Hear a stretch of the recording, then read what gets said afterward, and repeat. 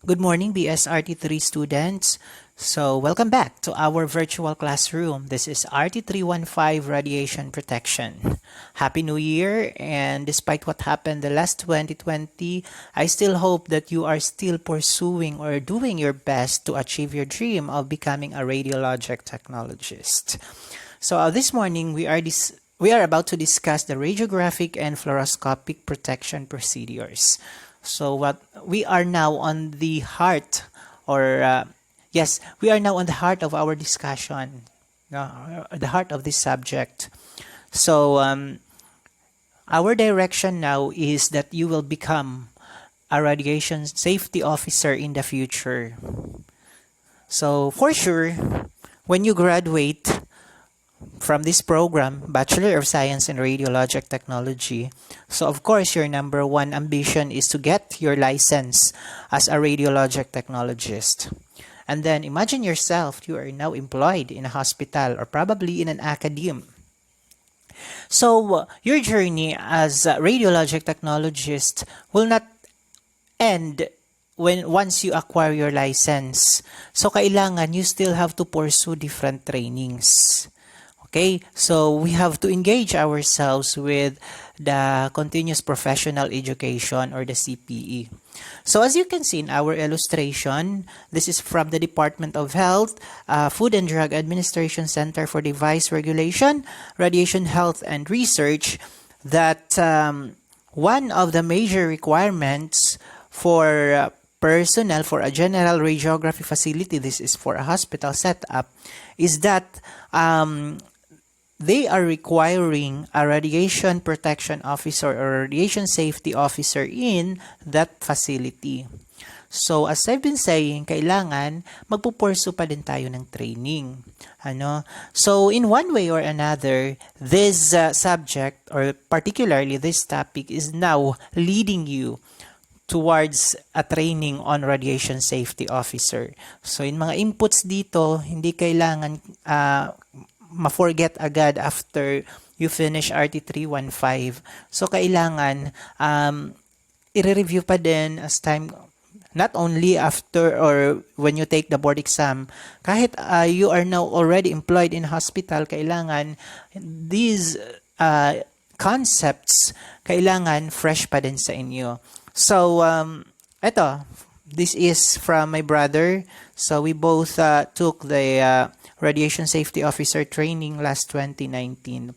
And I know, based sa nakikita ko sa inyo, you have potential din naman to become good quality radiographers or radiologic technologists. Kaya it's not impossible for you to take this training. Malaking puntos yan, class.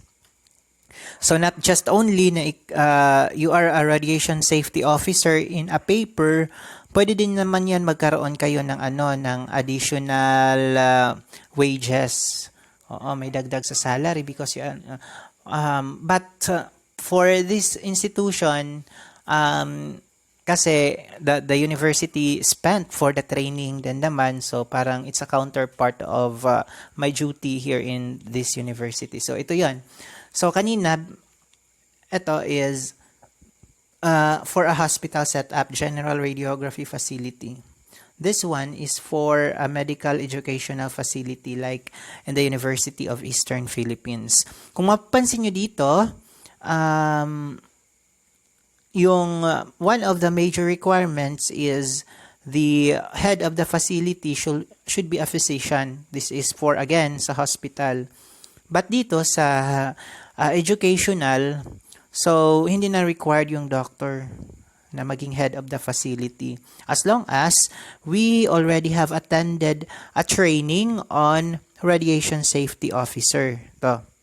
Kaya again, so class, do not forget the inputs or your concepts na madidiscuss dito. Hindi lang siya for today, hindi lang siya kasi magte-take kayo ng board exam, but this is, as time goes by, that you practice your profession being a radiologic technologist. So, once you've already undergo a training on radiation safety officer, it says here that you are also the quality control program or in charge of the quality control program of your institution.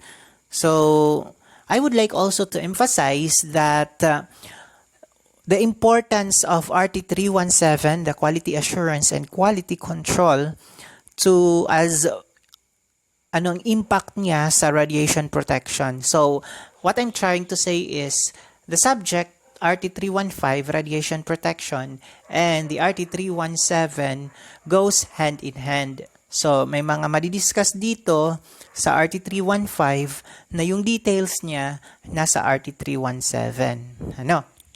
Okay. So, last time, before mag-pandemic, so we had the that was the film processing or image acquisition. So, partly, na-tackle na natin yung ibang content ng AO35 series of 1994. This Radiation Protection Survey and Evaluation form or checklist ng DOH FDA or ng CDRRHR.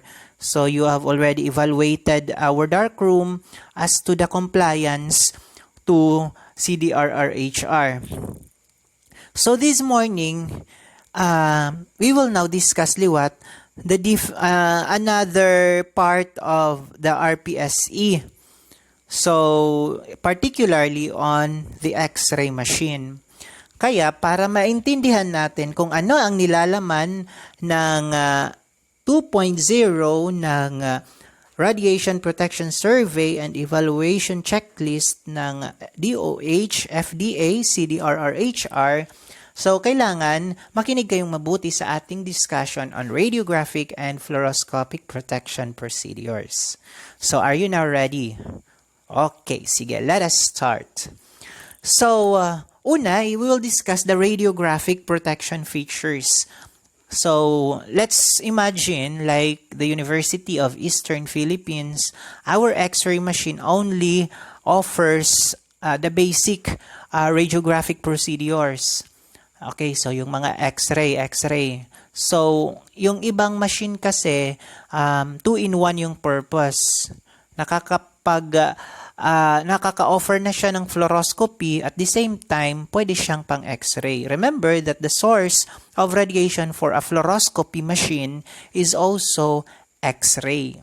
Okay? So, i-discuss muna natin yung basic radiography. So, many radiation protection devices and accessories are associated with modern X-ray imaging systems. Two that are important for diagnostic X-ray imaging systems relate to the protective housing of the X-ray tube and to the control panel. So, as a review, we said that the heart of the X-ray machine is the X-ray tube. And the part of the X-ray machine that is very much familiar to the radiologic technologist is, of course, the operating console or the control panel. Okay, so let us give attention to these two particular parts of our X-ray equipment. So, una, we have the protective X-ray tube housing. So, every X-ray tube must be contained within protective housing that reduces leakage radiation during use. So, leakage radiation must be less than 100 milliröntgen per hour or 1 milligray per hour at a distance of 1 meter from the protective housing. So, in a way pala, the protective housing is already a form of a radiation protection feature. So, kasi nga, sabi nga natin noon, the X-ray tube is, that is the part that is rarely seen by the radiologic technologist. What we can only see is the protective housing. Diba? So, the protective housing reduces leakage radiation. So, again, ano ang leakage radiation? So, these are forms of radiation that escapes from the particular segment of the X-ray tube, the window, but it is or does not contribute to the overall procedure in diagnostic radiography. Ano lang siya, wala siyang silbi sa ating procedure. So, if this is the protective housing, so we have to consider that the X-ray tube is already inside the housing. Okay, so housing. So, ito yan. We have the X-ray tube inside, ano? So, consider this is now the focal spot. So, the area that emits radiation, of course, the focal spot. So, yung ibang radiation na i-emit that is other than the house or the window of the X-ray tube, these are now what we call the leakage radiation. So, remember class that the protective housing protects not just the patient but the radiologic technologist also from these types of radiation, the leakage radiation. Okay? So, again, leakage radiation, these are radiation that are emitted or that exits other than the useful the useful portion of the X-ray tube, the window. So, they contribute nothing at the way of diagnostic procedure. Okay, so again, sabi ng, or the standard, this is based not just on the DOH, but this is on the ICRP. Leakage radiation must be less than 100 milliröntgen per hour or 1 milligray per hour at a distance of 1 meter from the protective housing. Sir, how can we, or paano namin malalaman that the leakage radiation is less than 100 milliröntgen per hour? So basically yan, class, yung RPSE kasi, when we were evaluated by the DOH, mayroon niyang kasamang radiation physicist. So, we as radiologic technologists don't personally evaluate the leakage radiation of the protective housing. It is the duty or the mandate of the DOH to evaluate the facility.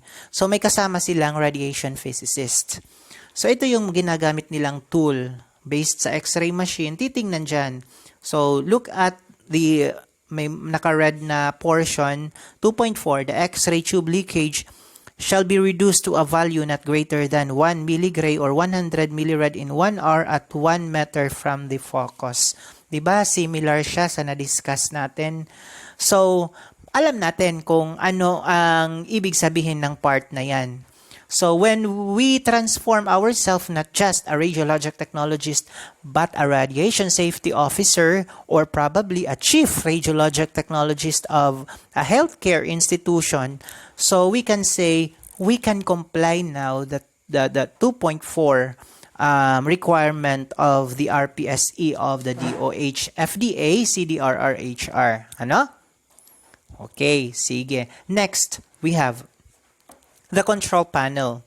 I know, bago pa man mag-pandemic, you are already familiar with the control panel or the operating console. Yun yung pinakamagandang nangyari siguro sa inyo being a BS Radiologic Technology student before pa mag-lockdown. Kasi kahit nasa virtual classroom na tayo, siguro, kasi I'm not yet sure that one of the things that inspire you to pursue this program is that your experience in handling certain radiographic procedures being second-year student before pa nag-lockdown. Okay, so the control panel must indicate the conditions of exposure and must positively indicate when the tube is energized. Sige, let me cut lang muna ha, kasi, okay, so, nag-i-indicate naman siya, di ba, class? Kasi nga, sabi ko noon, ayaw pag duro-diretso pag-expose, di ba? May gimbabalbag ko pa gani adton kamot, kay kung halimbawa nagdiretso pag-expose, waray ani magro-rotor. So, sabi ko, okay, look at this portion muna. Kung mag-color green, count ka muna at a maximum of 20 seconds or 1001 to 1020 bago ka mag-expose or magdire-diretso pag-press ng rotor shoot. So, may indication. Dito nagko-color green, dito naman nagko-color orange or yellow pag mag-i-emit na siya ng X-ray. So, the control panel must indicate the conditions of exposure and must positively indicate when the tube is energized. These requirements are usually satisfied with the use of KVP and MA indicators. Okay, so dito may visible yung KVP, visible naman yung MAS or the combination of MA and exposure time. So we know for a fact that our machine in the university is 200 or is calibrated at 200 MA. So you can now find the exposure time based on the given MAS. Ano? So sometimes visible or audible signals indicate when X-ray beam is energized. So visible, ayun na nga. So may color green at saka may color yellow or color orange. Audible, 'di ba may nakre-create siya na sound? Remember class, may nakre-create siya na sound when you press the rotor button, and may nakre-create din naman siyang sound when you press the exposure button. Okay, so X-ray beam on must be positively and clearly indicated to the radiologic technologist.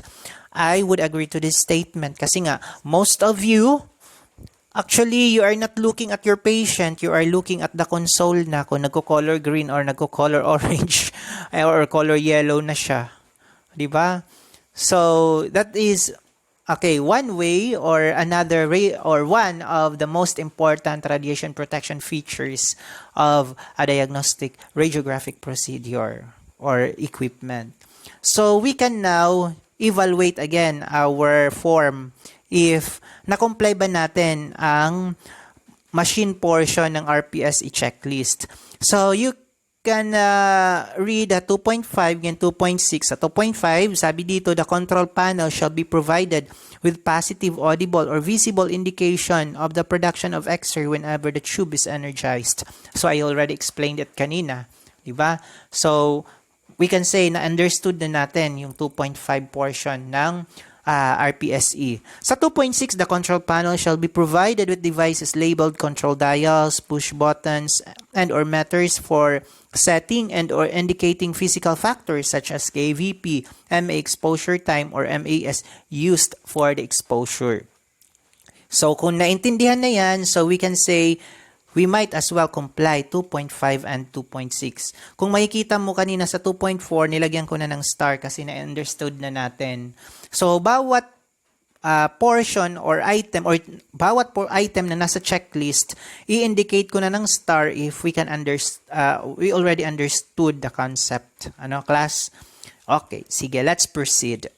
Sa SID indicator naman, so, a source-to-image receptor distance indicator must be provided. Okay, this can be as simple as tape measure attached to the tube housing or as advanced as lasers. Okay, so Jonah May is using the tape measure of our X-ray tube. Okay, so she is trying to find the exact or the precise SID for that certain procedure. So, the SID indicator must be accurate to within 2% of the indicated SID. So, sir, ano po ulit yung SID indicator? Actually, sa manual, sa manual ng inyong X-ray equipment, you can gauge the SID indicator. Kailangan malulocate mo yung or alam mo yung location ng focal spot ng inyong X-ray machine.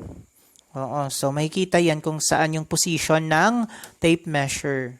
Okay, so to find for or kung accurate ba siya na nasa 2%, again, I would like to emphasize that the RT317 and 315 goes hand in hand. So yung detailed explanation how to come up with 2% or less than the indicated or SID indicator, yung procedure niya is or will be, or actually I already posted sa ating Moodle. So yung explanation how to come up with a 2% is nandun siya sa explanation ng QA/QC. So take time to read and para mas ma-understand pa natin yung concept ng SID indicator. Okay? So, if we already understood what is stated dito sa SID indicator, then we can already tick understood sa 2.3. A visible mark on the exterior source assembly indicating the location of the focal spot shall be provided. Okay? So, kung hindi pa masyadong naintindihan how to get the 2%. Again, ulitin ko, nasa RT317 na module which was posted in the Moodle. So, other than that, we can already assume that 2.3 is already understood. Okay, so now let's move on. Collimation.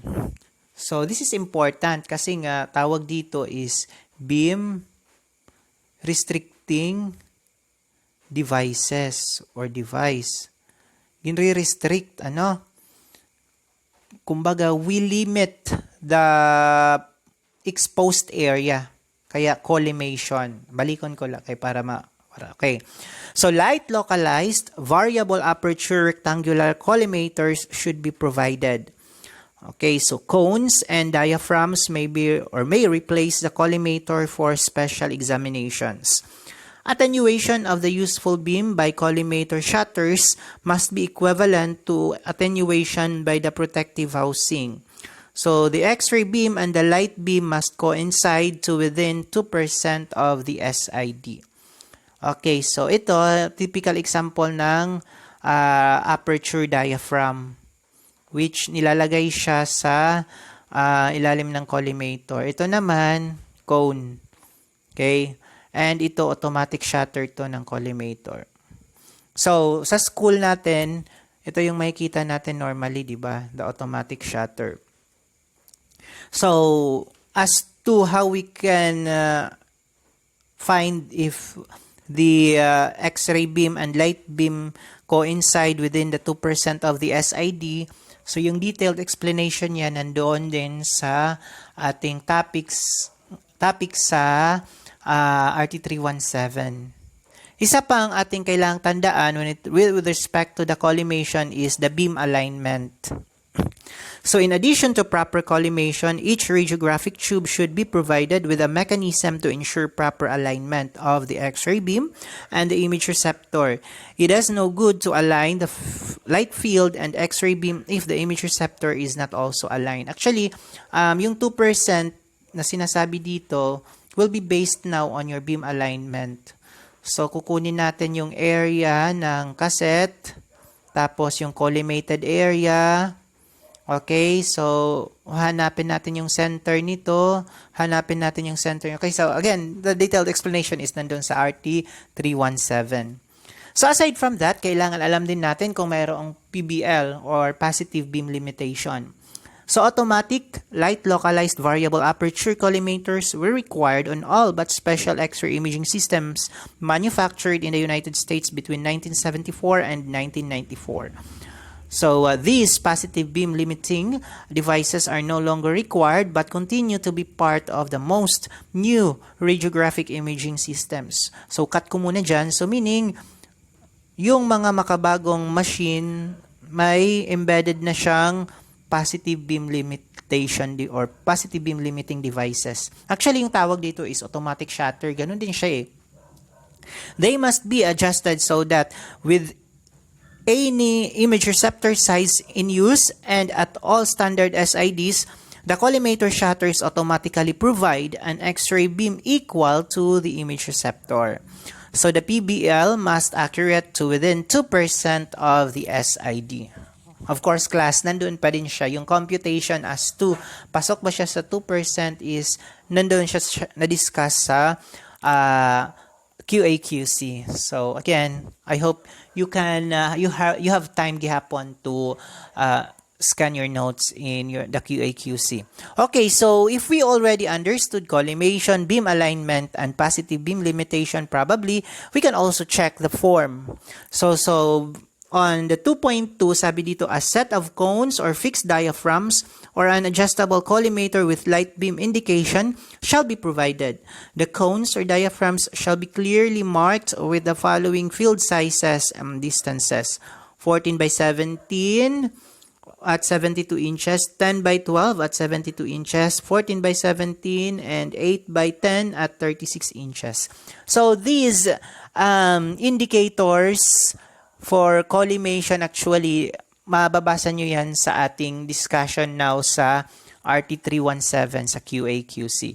Other than that, I assume that the 2.2 is already understood. So, alam na natin. Once i-check tayo ng FDA or from the Department of Health, particularly ng CDR or HR, so we can understand ano yung mga pinag-check nila doon sa ating or sa RPSE checklist. Okay, next. Filtration. So, malalaman natin hindi lang pala yung mga camera nyo sa cellphone yung may filter. Pati din pala yung equipment, X-ray equipment. So, all general purpose diagnostic X-ray beams must have a total filtration, so meaning inherent plus added of at least 2.5 millimeter aluminum when operated above 70 kVp. So, radiographic tubes operated between 50 and 70 kVp must have an at least 1.5 millimeter aluminum. At below 50 kVp, a minimum of 0.5 millimeter aluminum filtration is required.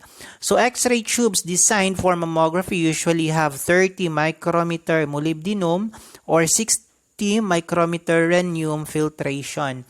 So, we can already assume that when the X-ray tube was created, nandoon na yung inherent. Ito na lang yung mga added.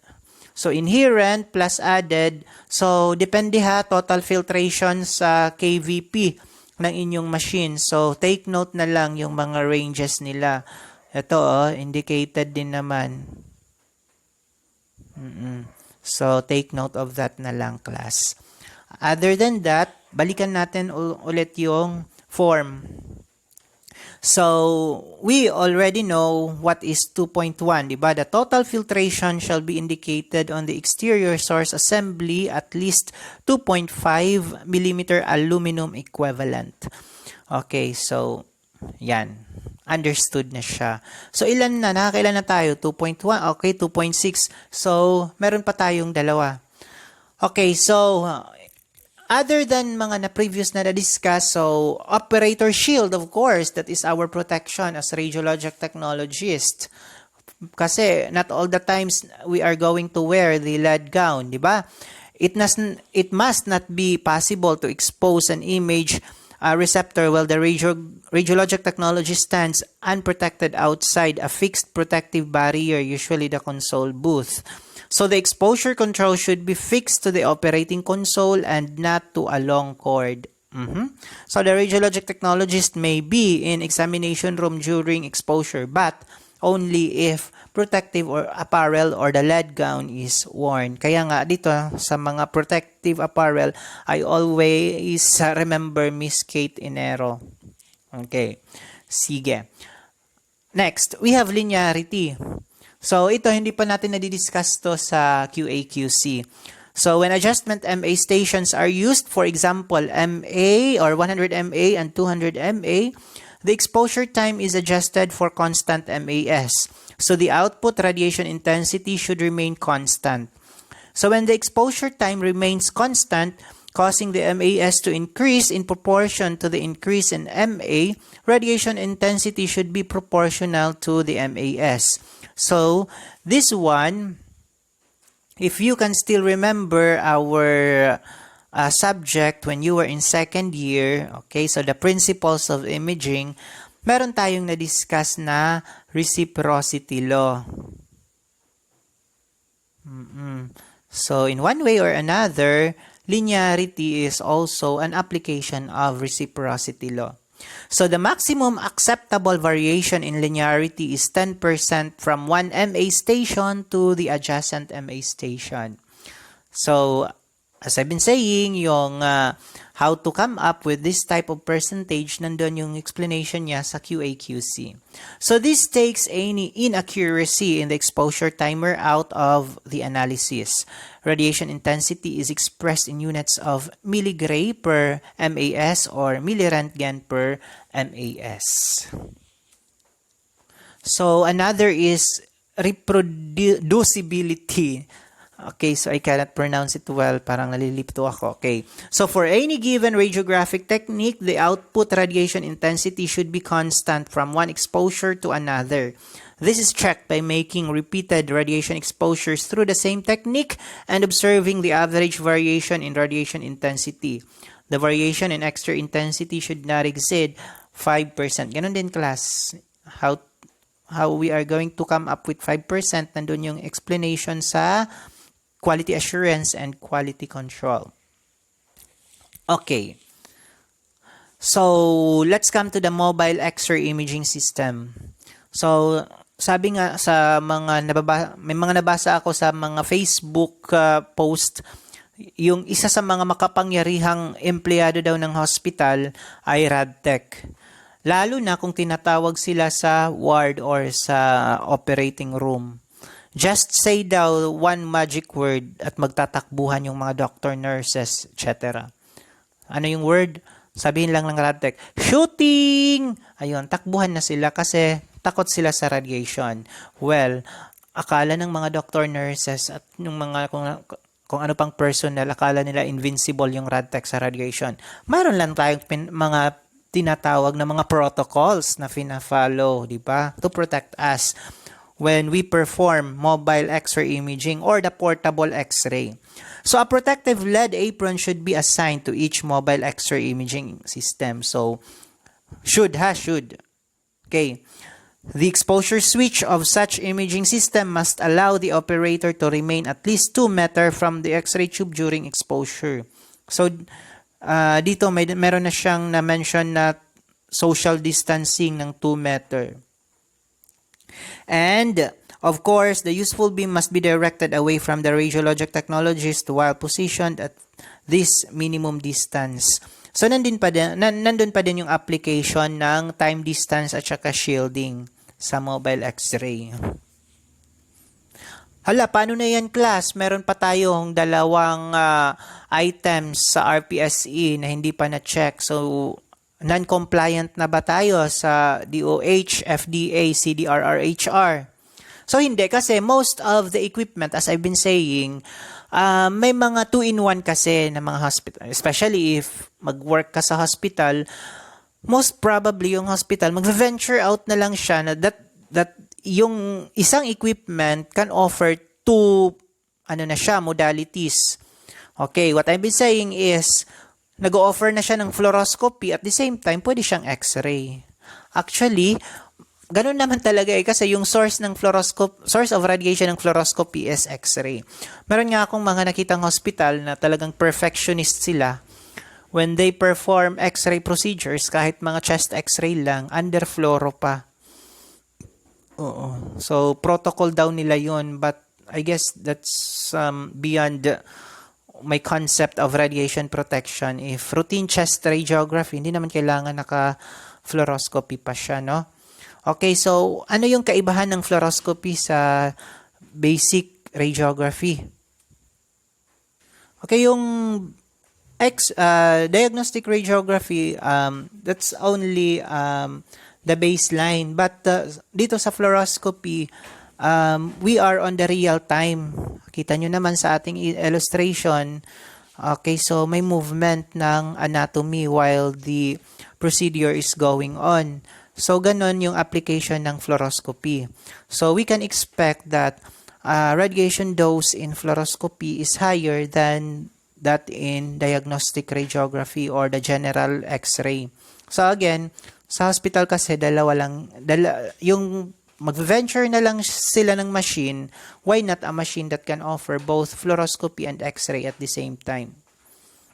So the features of fluoroscopic imaging systems that follow are usually intended primarily to reduce patient radiation dose. Usually when patient radiation dose is reduced, of course, personal exposure is reduced similarly.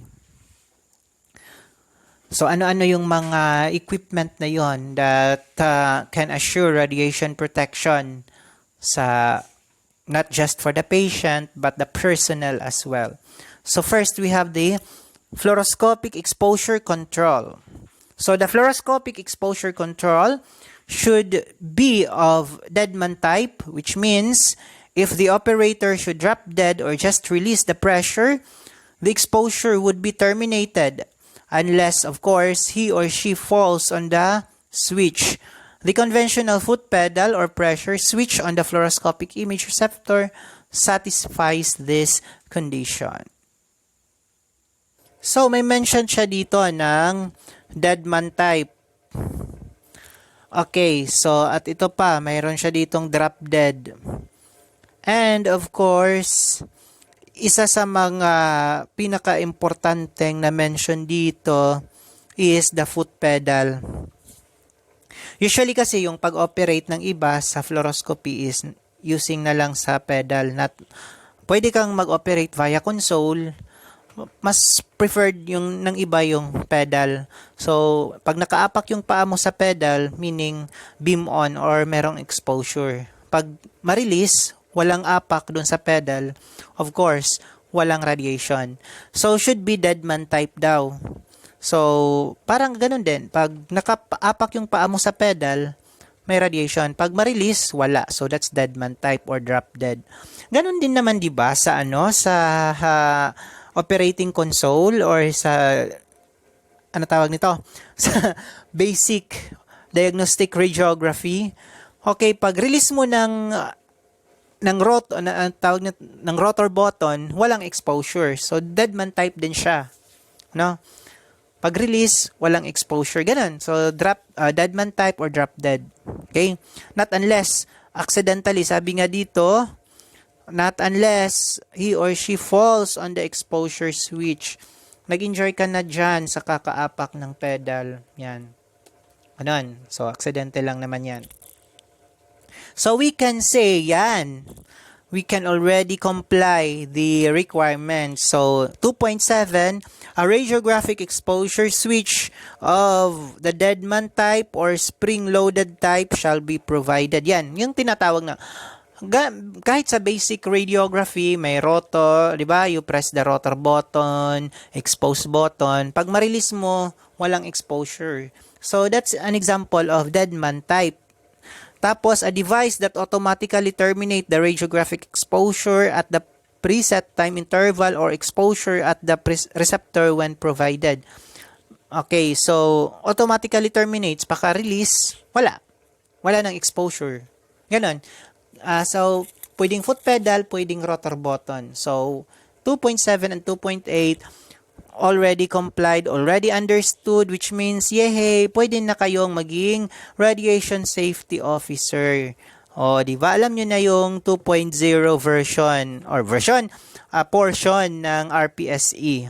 So, yun. Sige, let's continue kahit alam nyo nang or na-understand na nyo yung mga concept ng checklist. So, source to skin distance or the SSD. So, one would think that increasing the distance between the X-ray tube and the patient would result in reduced patient dose because of the increased distance. So, applying the inverse square law, yes, this is true. Kasi nga, pag malayo yung source of radiation doon sa object, mas reduced yung intensity ng radiation. So, correct yun. Pero this is true, but to maintain exposure to the image intensifier, the MA must be increased to compensate for the increased distance. Ito naman is a derivation of the inverse square law, yung tinatawag nating direct square law. So, kung mag-i-increase ka ng distance, kasi nga, nag-reduce yung kanyang intensity, yung lakas, so we have to adjust our technique factor para ma-maintain niya yung lakas kahit malayo na siya. Sana all. Okay, so yung gagawin natin, mag-a-adjust tayo ng technical factor. So, because of the divergence of the X-ray beam, the entrance skin dose is lessened for the required exit dose as the source skin dose is increased. Okay, so since lumayo yung distance, okay, so sabi dito, na-lessen yung entrance skin dose kasi it's just a way na yung mga mahihinang radiation hindi na nakakarating doon sa skin ng patient kasi nga mahinang radiation, they are not capable of traveling that far. Or kung makaabot man siya, mahina yung penetration niya. So, nag-i-increase tayo ng distance, a way of filtration, na parang yung mga malalakas lang na radiation ang makaka-penetrate doon sa skin. So, The exit dose naman is increased at the same time the source to skin dose. Ano? So dito sa SSD, there is now the standard distance. Okay, so the SSD must not be less than 38 cm on stationary. Halimbawa yung X-ray machine na fixed tapos at the same time nakakapag-offer ng fluoroscopy. So fixed siya, nandoon lang siya sa isang room. So 38 cm. Pero pag ginagamit siyang portable, that is only 30 cm. So mas mataas yung SSD doon sa stationary or fixed kaysa sa portable. Okay, class? So, take note of those values ha. Na 38 cm for stationary and at the same time 30 naman for mobile fluoroscope. Okay, next. We have the primary protective barrier. Sa diagnostic radiography, as we said kanina, we have the operating console. There's a secondary. We have the wall, the X-ray room wall, which is the primary protective barrier. Here in fluoroscopy, it's a different story. The fluoroscopic image receptor assembly serves as a primary protective barrier and must be 2 mm lead equivalent. Okay, take note of these values again, class. So it must be coupled with X-ray tube and interlocked so that the fluoroscopic X-ray tube cannot be energized when the X-ray receptor is in the parked position. Interlock meaning pag walang hindi siya ginagamit, automatic hindi na siya nag-i-emit ng radiation. Kahit naka-on yung machine, pag hindi siya ginagamit or to a certain position, so hindi siya nag-i-emit ng radiation. As to like may mga position naman na specific na mag-i-emit siya ng radiation, parang ganun yung interpretation ko dito. Okay, sige. Okay, so we said here that the image receptor assembly mismo ng fluoroscopy equipment is what we can consider the primary protective barrier. Ayun naman pala. Hindi na kailangan ng walling. So kung kanina na-mention natin sa diagnostic radiography na mayroong filters, dito rin sa fluoroscopy, meron din tayong filters. So the total filtration of the fluoroscopic X-ray beam must be at least 2.5 aluminum or millimeter aluminum equivalent, which is similar to X-ray machine operated above 70 kVp. Diba? 2.5 millimeter aluminum equivalent. The tabletop, patient cradle, or other material positioned between the X-ray tube and the tabletop are included as part of the total filtration. Yan. So, which means inherent plus added 2.5 millimeter aluminum. So, when the filtration is unknown, the HVL should be measured. Of course, collimation, which is beam restriction. Diba? So, fluoroscopic X-ray beam collimators must be adjusted so that an unexposed border is visible on the image monitor when the input phosphor of the image intensifier is positioned 35 cm above the tabletop and the collimators are fully open. For automatic collimating devices, such an unexposed border should be visible at all heights above the tabletop. The collimator shutters should track with height above the tabletop. So, ganun din. So, we limit the exposed area to a certain or to the area of interest only. Okay? So, next we have the Bucky slot cover. So, during fluoroscopy, the Bucky tray is moved to an end of the examination table, leaving an opening of the side of the table approximately 5 cm wide at gonadal level. So, this opening should be covered automatically with at least 0.25 millimeter of lead equivalent. So, remember the yung specifications ng Bucky slot, that is 0.25 lead equivalent, not aluminum. So anong purpose again? This is to protect the radiologist or the rad tech, yung mga gonads. Okay, so protektahan din naman yung mga sperm and egg cells kasi importante yan. Okay, so this is above the Bucky tray. Yun, so yun yung purpose niya. Aside from that, we have the protective curtain. So makikita nyo to, this is the protective curtain. A protective curtain or panel of at least 0.25, at least 0.25 millimeter lead equivalent should be positioned between the fluoroscopist and the patient. So without the curtain and the Bucky slot cover, the exposure of radiology personnel is as many times higher. Remember kasi walang ibang barrier. Once na nandoon ka na sa exposure room, walang ibang barrier na nandoon. It's only the protective curtain and the Bucky slot cover. Or pwede ka na din namang yung yung mga movable na mga barrier. Yung mga similar sa mga abdominal shield, mga leaded, pwede yon. Pero kasi while the procedure is going on, halimbawa may mga i-inject whatsoever kasi under fluoro, di ba? Mobility yung yung image. Kailangan mas maganda kung nakikita mo mismo sa monitor. Tapos at the same time ma-assess mo yung patient. Kaya yung fluoroscopist or rad tech will be as close as to the patient. Kaya ito na lang yung pinaka-protection ng radiologist or ng rad tech. Yung kanina, yung Bucky slot cover, ito. At saka yung curtain, ito. No? Ito yung mga pinaka-protective devices. Next, we have cumulative timer. So, a cumulative timer that produces an audible signal when the fluoroscopic time exceeded 5 minutes must be provided. This device is designed to ensure that the radiologist is aware of the relative beam on time during each procedure. So the assisting radiologic technologist should record total fluoroscopy beam on time for each examination. Okay, so again, mas maganda daw na nami-measure niya yung cumulative time. Kumbaga, the total time, di ba cumulative, the total, na-accumulate niya na time during that procedure.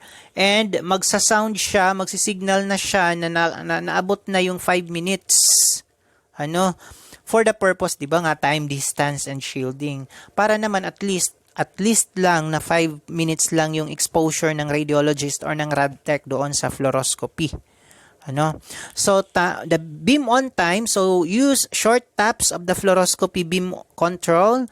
Don't use lead foot on the fluoroscopy pedal. Reducing beam on time is the most effective way to reduce dose. Kasi nga, time and dose is directly related. Okay? So, using the working time equation. And this is now the last. This is the dose area product or the DAP.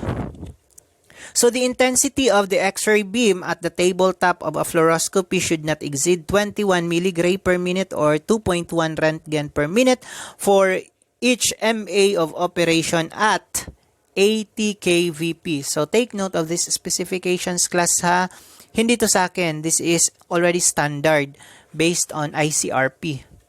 So, if there is no optional high-level control, the intensity must not exceed 100 milligray per minute or 10 Röntgen per minute during fluoroscopy. If an optional high-level control is provided, the maximum tabletop intensity allowed is 200 milligray per minute or 20 Röntgen per minute. There is no limit on X-ray intensity when the image is recorded, as in cineradiography or videography. Okay, class. Baka ma-confuse kayo na tayo yung magkukuha ng mga specifications na yan.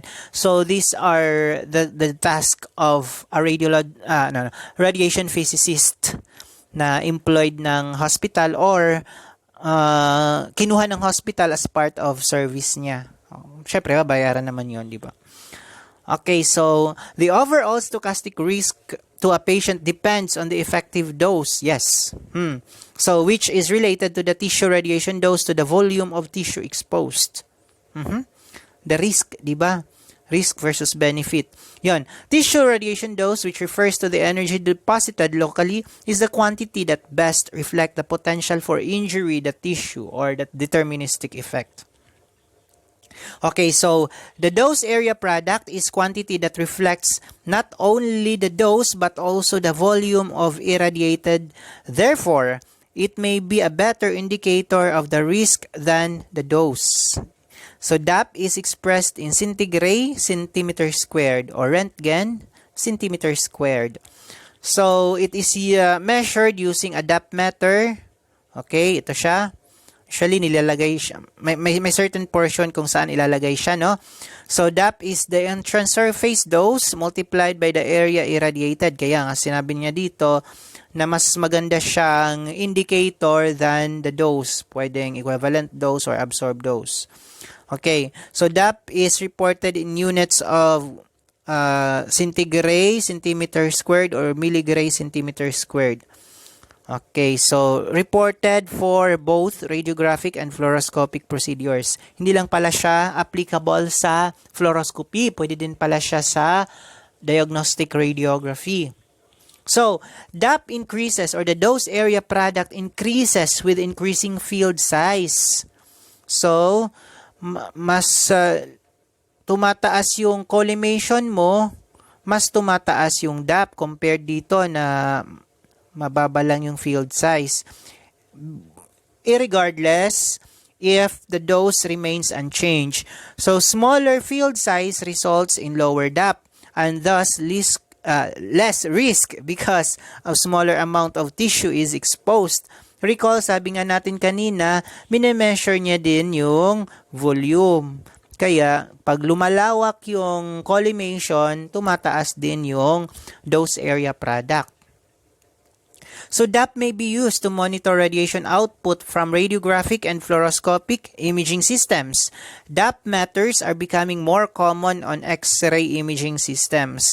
So, typically, the radiolucent device is placed near the X-ray source below the collimator, ito siya, before the beam enters the patient. Yon. So, for risk or the risk for injury to the skin where the beam enters the patient can be derived by dividing the DAP measurement by the area of the beam at the skin. So, using DAP to monitor the radiation intensity is a good way to implement radiation management procedures and, of course, to keep patient exposures low. Okay, so most probably kasi we are not really acquainted, me as radiologic technologist, to be honest, I am not really acquainted as to how to get the DAP. So probably I can say this is the task of a radiation physicist. So what we intend in our discussion is that we have to know the concept, ano yung DAP, ano yung mga na-mention natin kanina na mga SSD, di ba? Okay? So that ends my discussion. So, if you have time, please take time to read your book. And that ends. Oh, di ba? Parang ang lalim sinabi ko. So, thank you so much for listening. And I hope that you gained something because you spared your precious time listening to my discussion. And I hope, as I've said kanina sa introduction, I hope that you are still doing your best to reach your dream of becoming a radiologic technologist despite what happened the last 2020, that the healthcare system, particularly the radiologic technology community, has been affected by this COVID-19 pandemic. So, see you again next week. And if you have questions, you may reach me through different platforms. Alam nyo na yan. So, God bless and goodbye.